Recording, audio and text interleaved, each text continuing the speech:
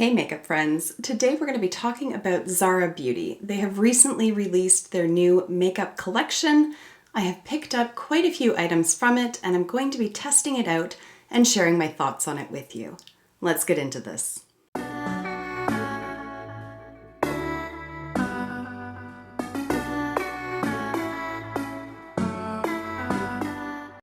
As always, I want to start off by welcoming you back to my channel, or if you are new here, then hello and welcome. My name is Kara, and on my channel, we like to mix beauty, brains, and the occasional F-bomb. Obviously, the makeup that I'm wearing today is all from ZARA Beauty, as is the nail polish. I'm going to be showing you how I created this look, but I want you to be aware before we hop into it that this is just a first impressions.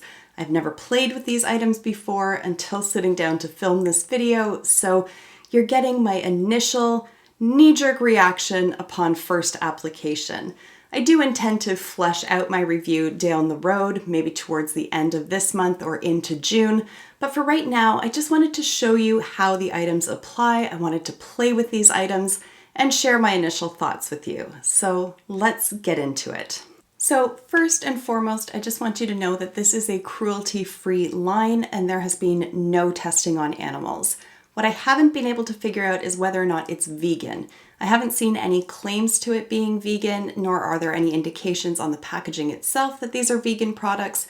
So as far as I am concerned, they are cruelty-free, but not necessarily vegan. So I just wanted to put that out there in case that is a concern of yours. In addition to being cruelty-free, on the website it also says that they have used all clean ingredients. There's no real explanation as to what that means, so if clean beauty is something that you are particularly concerned about, I would recommend that you do additional research just to satisfy your own curiosity about the ingredients and the formulation. Now I could read to you from the website about the person that they created these products with, but all of that information is available on the website, and for today's video, I'm not sure that it's particularly relevant. I really just want to play with these products and share with you my initial impressions upon playing with them. So that's what we're going to get into. And first of all, I want to talk about the nail polish. So I did pick up 2 bottles of nail polish.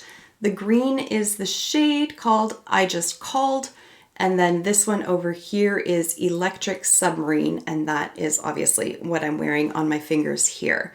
What I can say about the nail polish, first of all, it retails for $9.90 Canadian.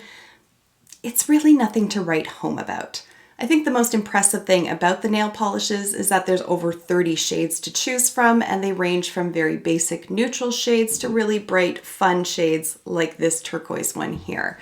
What I can say about the nail polish is that this is one of those formulas where you definitely need 2 coats in order to build up to full opacity. It applies very smoothly, it wasn't super patchy, but I did find that as that initial coat dried down a bit, it did become a little bit uneven in the application. The second coat really did seal the deal for me, and that's where I got full opacity with the color. There's really no overwhelming smell to the formula, which I appreciate, and it did dry fairly quickly. I did find though that as it dried down a bit more matte than what I was expecting it to. Not a full-on matte finish, but more like a satin kind of finish, I suppose. You can see in this picture the difference between it just dried on its own and with a top coat applied. The top coat really did bring the shine out of it, and that's my preferred finish. So I just wanted to make note of that. It's neither here nor there. I think if you used a matte top coat, you would get a really nice effect with it, but just left on its own, I didn't really like it for my own personal preferences. I do have a question for you guys though. This kind of packaging, why does the lid come off like that? Why doesn't it just attach and unscrew? I have more than just this brand of nail polish that does this, and I'm just flummoxed. I don't know why it does that. So if you have the answer, please let me know. Regardless, there it is there, and then it just twists off. I mean, it's nail polish, this isn't rocket science. And it's got a really nice, larger, broad kind of brush to it as well, but not so broad that it's difficult to work with. I didn't have any issues applying to like my baby fingernail or anything of that sort. So I will say overall, I'm happy with the nail polish, but I don't feel like I really need to go out and grab a bunch of other colors. I certainly don't think that it's anything to write home about. It's just a standard nail polish. So there's that. Now, with nail polish out of the way, let's get into the face makeup. All right, so first things first, I want to create some dimension on my face. So I'm going to go in with the Face Trio here in the shade Impeccable Touch. This is the lightest of the trios that they have. Obviously, I bought it with the component part to it as well, and that retailed for $29.90 Canadian. If you just want the refillable insert, this is $24.90 Canadian. And then it's just a magnetic case, so you don't have to worry about like slamming it into place or anything like that. It just attaches very easily. The packaging itself is pretty sleek. It's got this nice little like rhomboid shape to it, I think. I don't know. I'm going back to like grade 4 math there. But there it is, just very plain, very functional. The only thing that I would draw attention to with the packaging is that if you do buy multiples of anything, you're not going to be able to know which one they are without opening it up. So we're going to get to the eyeshadow, but it's got the exact same packaging. So if I was to buy multiples of the eyeshadow palettes, I wouldn't know what they were unless I labeled the outside myself or just open them up and look inside. Likewise, if you have multiples of the face palettes, that's going to be a problem you run into as well. Not an insurmountable issue, but something I just wanted to bring to your attention nonetheless. Okay, so I have not used these yet. I don't know how they're going to show up on my skin, what the highlighter is going to be like, anything of that sort, but we're going to go in with the bronzer first. So I'm just going to pick that up on my brush here and apply. So initially, it is very subtle. It's hard to figure out what shade I wanted because there were no like swatch images on the website and certainly no comparisons between the different options. So I wasn't able to really tell what was going to work best. But typically speaking, I am one of the lightest shade options. So that's what I went for and figured I could probably build it up more easily than I could take away pigmentation. So we'll see how we get on with this. It is applying as a very matte bronzer, which I frankly like. I don't tend to like glowy bronzers. I can get away with like a glowy blush, but glowy bronzers, I don't know, it's just not my cup of tea. But having said that, it's not exactly like flat. It's not applying in any sort of strange way. The undertone is really nice. It's not too warm, it's not too cool. I can see it building up on my skin, although it is certainly a lighter shade. Just for point of comparison, I am an NC20 in MAC shades, so I tend to be in the light category, not fair, not medium, but definitely light. In the summer, I might edge towards medium, but that's sort of where we're at right now is the palest I'm going to get all year. You know what? I'm not upset with this bronzer at all. It does require some building up, but it's blending out really nicely. I like the undertone of it and I like the finish on it. So I'm cool with that. Also, it's not super powdery in the pan, which I also like. Let's move on to blush. So I'm just going to pick up one of my BH Cosmetics brushes here and go ahead and pick up some blush. We'll see how we get on with this as well. Again, I think this is going to be one of those products where I'm going to have to build it up a bit, which frankly, I don't necessarily mind. Again, I would rather have to build something up than have it go on way too strongly and have nowhere to go. So I can see it building up on my skin. Compare it over here. Again, I wouldn't say that this is a glowy blush at all. It is very much more on the matte side of things. Maybe sort of like a satiny kind of finish, but definitely there's no glittery bits in there and it's certainly not a glowy blush. I think it's very natural looking on my skin tone and I actually really like that. Again, you can see the difference between the two. It's not like super impactful, but it is building up really nicely and that is what I like in a blush. No, I like that. That's like a very natural looking flush on me. I like that a lot. All right, and then what I can say is the pan size as well. My brush is fitting in there quite nicely. I would have liked them maybe a little bit more squat and a little bit fatter, but this is doable. It's not really creating any problems for me. The bronzer brush was a little bit more tricky, but because that's on the outside, I don't mind if the brush hangs over the edge a little bit, but the one in the middle, you want to make sure that your brush fits in there. All right, and there we go with blush. I'm really happy with that. I think it looks really natural on the skin, but it's really pretty. I would be curious to try the next shade up in this face trio just to see if I would have if I'd require less time to blend it out because it'd be just a little bit deeper. But overall, so far, 2 out of 3 I am happy with. So now we're gonna go in with the highlighter and see what kind of effect that has on the skin. I'm not expecting it to be like super blingy or anything of that sort, but I am hoping that it will at least produce a nice sheen on my skin. We will see. Straight out of the gate, she's looking pretty subtle. Okay, in the viewfinder, it looks stronger than it does in the mirror. Maybe just from the angle that the light's catching my face. I'm gonna try a different brush. I'm gonna go in with one that's a little bit more densely packed and see just how much we can build this up, just to see what it's capable of. Okay, well, I'm not in love with the highlighter, straight out of the gate. Not in love with it. However, it is definitely catching the light. It's just there's nothing glittery in it, which I do like, but it is very much on the subtle side. I think if you did want to mix this in with the blush, I think it would produce like a really nice effect because I don't think it would be too overpowering in the blush. I definitely think that this kind of highlighter has its place. And I think there's definitely people who prefer this kind of finish than something that's like super in your face and super metallic on the skin.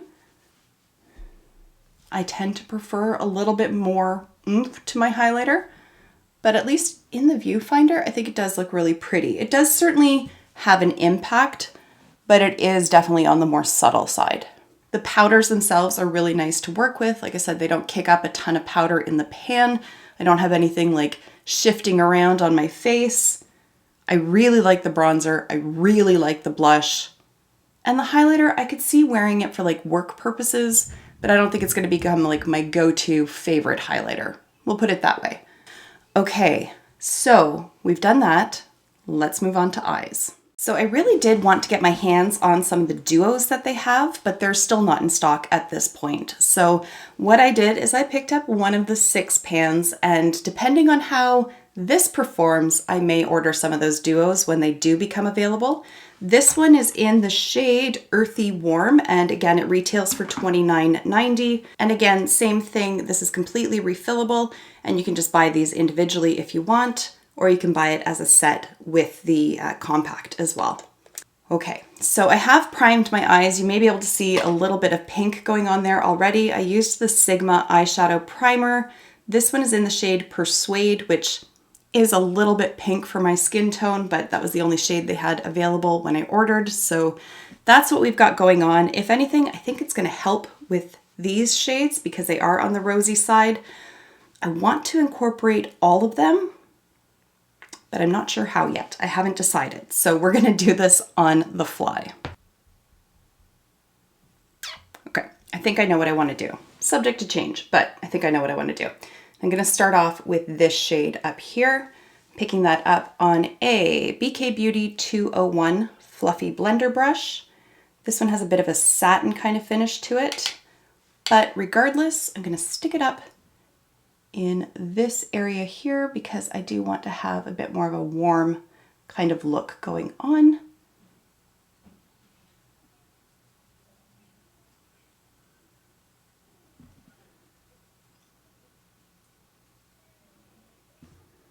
It doesn't show up too strongly satiny on the eyes, so I made a good call.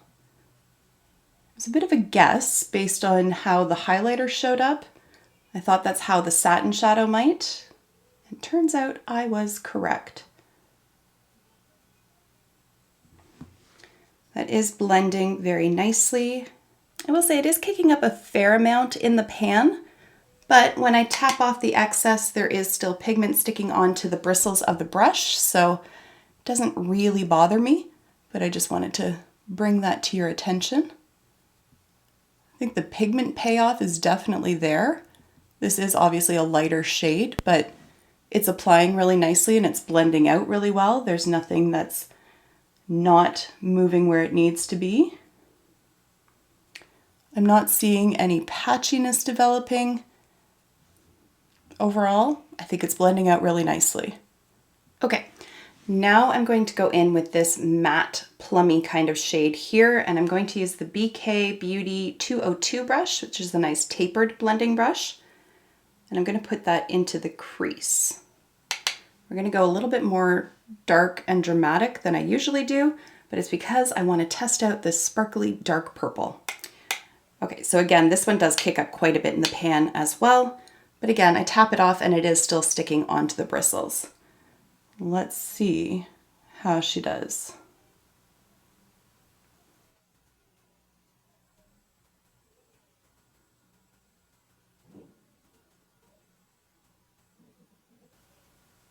Again, it is blending very nicely. As you can see, there is good pigmentation there. And again, it's not super stubborn. It's not sticking right where I initially placed the brush. It is blending really nicely. I am going to build it up a little bit more just to see how far I can take the shadow. But this is just the initial tapping into the pan. I'm impressed with that. But let's see what more we can get out of it.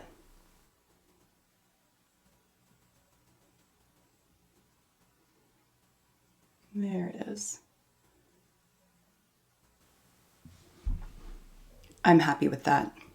That was really nice to work with. No problems whatsoever. And despite it being powdery in the pan, I'm not seeing any transfer down onto my cheeks at all. So there's to show you just how much kick up there is. Again, it's nothing to write home about. I don't feel like the powder itself is like super crumbly or anything like that, but just to let you know, it does kick up, but it's totally workable. That doesn't bother me. Now I'm going to go in with that deepest purple, and this has like a really pretty sparkle to it, so I'm going to put it all over the lid, and I'm going to use a MAC 217 brush to do that. So I'm not going to like spray it with setting spray to begin with. I just want to see how it applies straight out of the pan. So I'm just going to pat that all over the lid.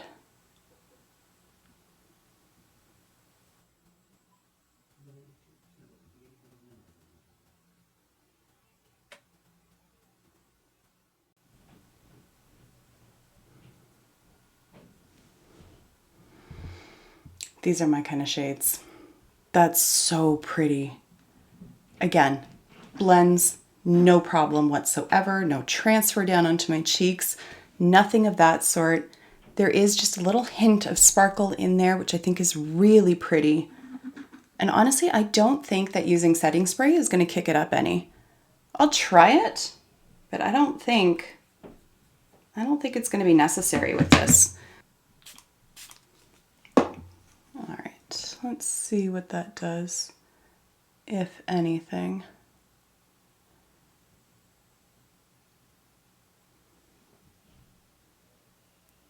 Maybe just a hint shinier, but I don't think you need the setting spray, to be honest. I really don't. Okay, I like that shadow a lot. I will say it's almost like a cream kind of finish. Like it's not a cream, but it feels very creamy, if that makes sense. It's almost like there's a bit of wetness to the shadow itself, especially compared to like the other purple. It's just got a slightly, I don't know, smoother or silkier texture to it, but I really like it. Also, I didn't notice that it kicked up very much in the pan, but that could be the difference in the brush. Like it's not a fluffy brush that I was just using, so that could play into it. But overall, I really like how it looks on the eyes. Now it's time for the lower lash line. As tempted as I am to bring the purple all the way around the eyes, I do want to test out all of the shadows that are in here. So I'm going to resist that urge and I'm going to go in with this matte brown shade here. And I'm picking it up on an Inglot 10S brush.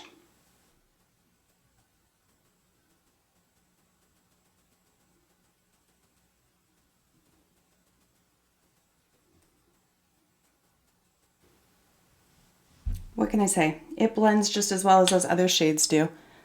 And again, the pigmentation is most definitely there. I have to look away. If I look down whenever I do my lower lash line, I stab myself in the eye, inevitably. So I just go completely by feel. Yeah, I am very, very happy with these shadows so far. Very happy. Do a little happy dance. I love finding new stuff that I like. Yeah. All right, now that we've done that, let's go in with this matte cream shade and I'm going to blend out the brown. This is another one of the BH Cosmetics brushes from their Birthstone set that they released.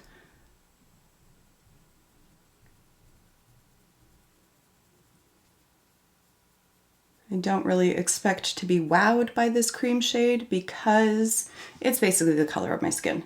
So I'm probably not really going to see much impact from it. But I am going to bring a little bit of that up as well and just blend out these edges as well up here. Yay, the cream shade does its job. Good for it. All right, inner corner highlight time. So I'm going to go in with that more shimmery shadow there. And I'm going to use a Delium Tools 716 Smoky Eyeliner brush to apply that. Oh, don't disappoint me. Come on. I believe in you.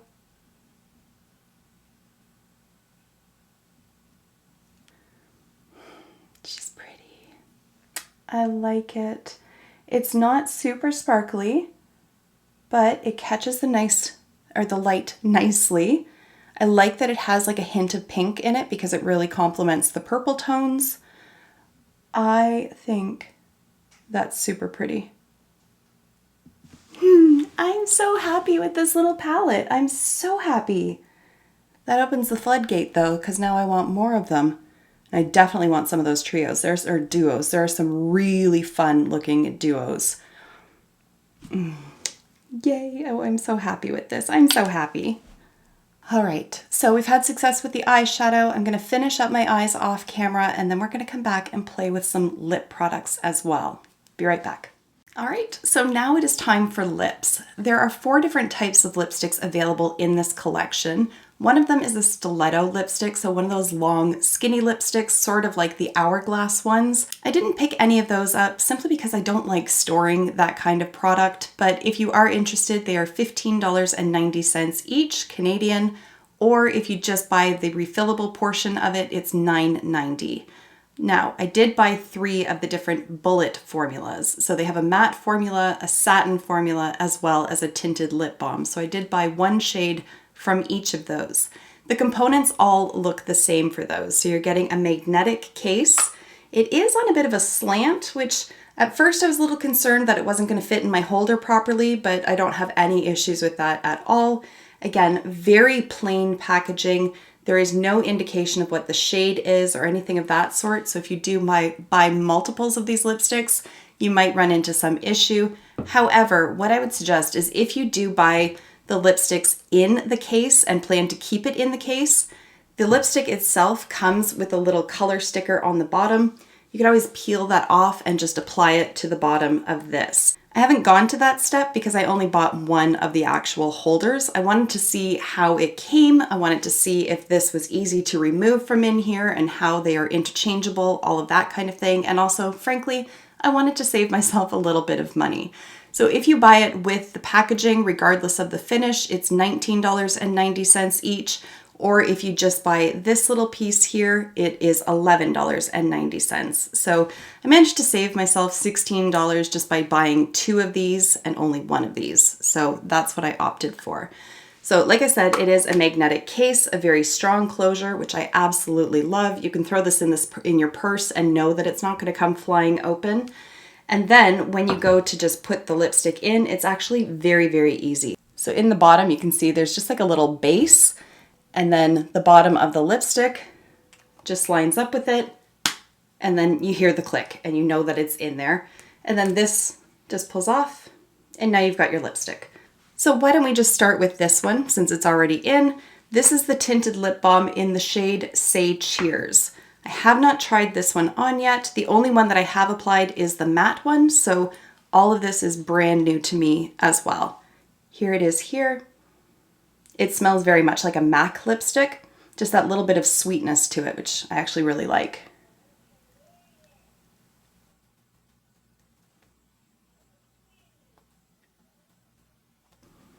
Yeah, that actually has really good pigmentation for just being a tinted lip balm. I like that a lot. We're not going to judge application today though. That's really pretty.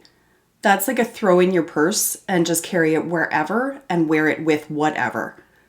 That is really pretty. That would be nice with an eye look like this.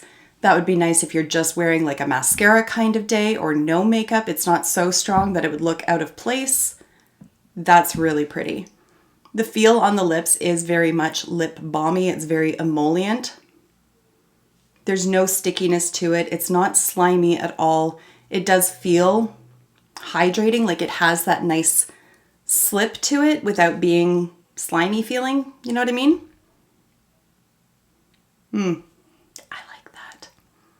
Obviously, I can't speak to longevity or anything of that sort, but initial application, I really like the formula. I really like the level of pigmentation. Overall, I think this is going to be a very slippery slope because I want more already. Oh, it's so pretty. I really like that. But I want to try out the other ones. So I'm going to remove this. Very easy. Put the cap back on it. And then let's try the matte one. All right, so next up we have the matte lipstick, and this is in the shade Debut.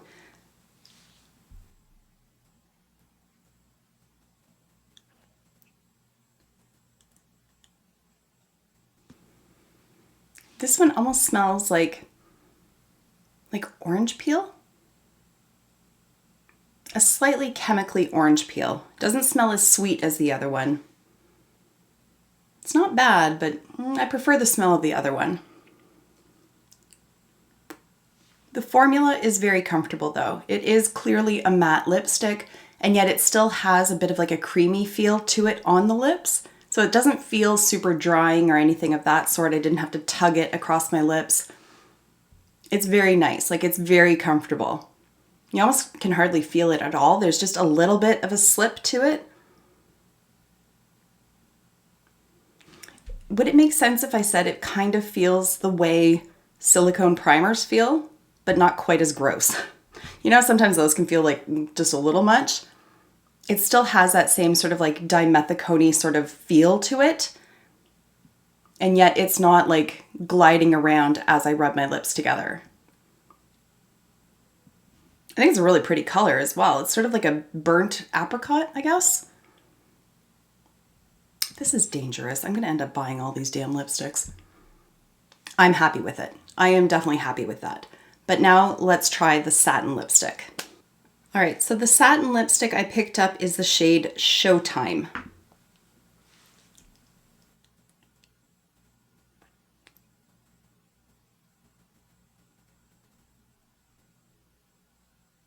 Again, it's not about the application today.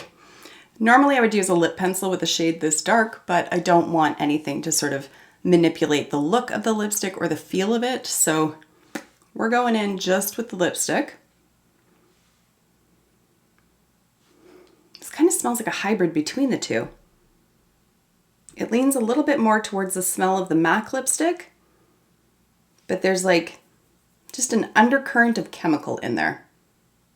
Not altogether off-putting, but I'm not interested in wearing it as a perfume. We'll put it that way.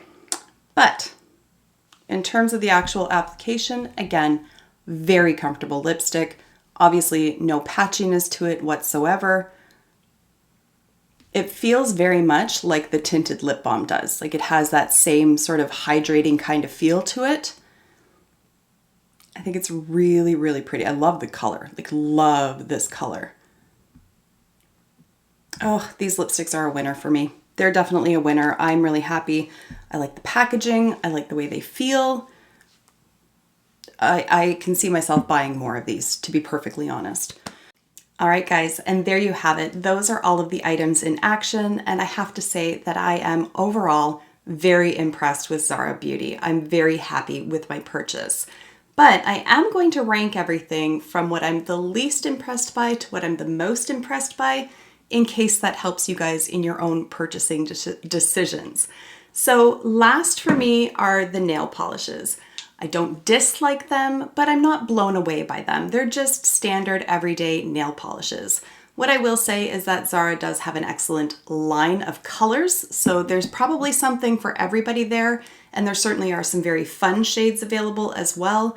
But in terms of actual application, they didn't blow me away. There's nothing particularly special about them, so I don't feel compelled to pick up a bunch more from ZARA. I can find the same kind of effect at a lower price point at Walmart.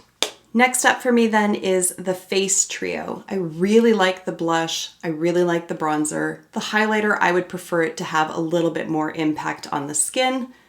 Again, it all comes down to personal preference. Some people like the more subtle glow. I like a little bit more than what this offers, but overall in terms of how the powders actually apply, I am very happy with the formula of the powders. So there's that. So that brings us to eyeshadow versus lipstick, and that was a very close race. And the only differentiation and the only reason why I'm going to rank the lipsticks in second place is because I feel like lipsticks are easier to do, so I'm just a little bit less impressed by the fact that they are good. That's not to say that I'm not impressed with the lipsticks, because as I said, I would definitely buy more of them, but I feel like lipsticks are a little bit safer, they're a little bit harder to mess up, and that's what gives the eyeshadow palette the nudge for me, because I wasn't sure what to expect with that, and I really am blown away by how much I like this eyeshadow palette. I definitely want to pick up more. I am most definitely interested in some of the duos as well. They have some really fun ones. There's one that has like a bright coral with a bright turquoise. Perfect for summer. I cannot wait to get my hands on that. But overall, with this eyeshadow palette that I picked up, very, very impressed with it. So I can definitely see myself buying more of those. But there you have it, guys. Initial first impression and try on with ZARA Beauty. I'm looking forward to seeing what else they come out with. I love that they have this more sustainable sort of packaging.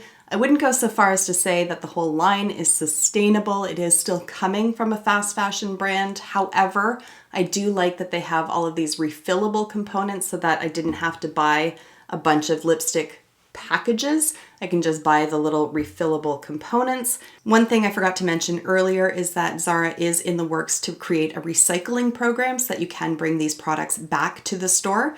I don't know if they're going to offer anything like the Back to Mac program, but even if they just go with the recycling, that's still doing something to assist with the environment, and I think that that is laudable in and of itself. But at any rate, I'm going to wrap the video up here. Thank you so much for taking the time to watch. I would love to hear in the comments if there's anything from this line that has piqued your interest, if there's anything that you intend to pick up. Let me know down below, but otherwise I will see you in my next video. Until then, just be a decent human being. Bye for now.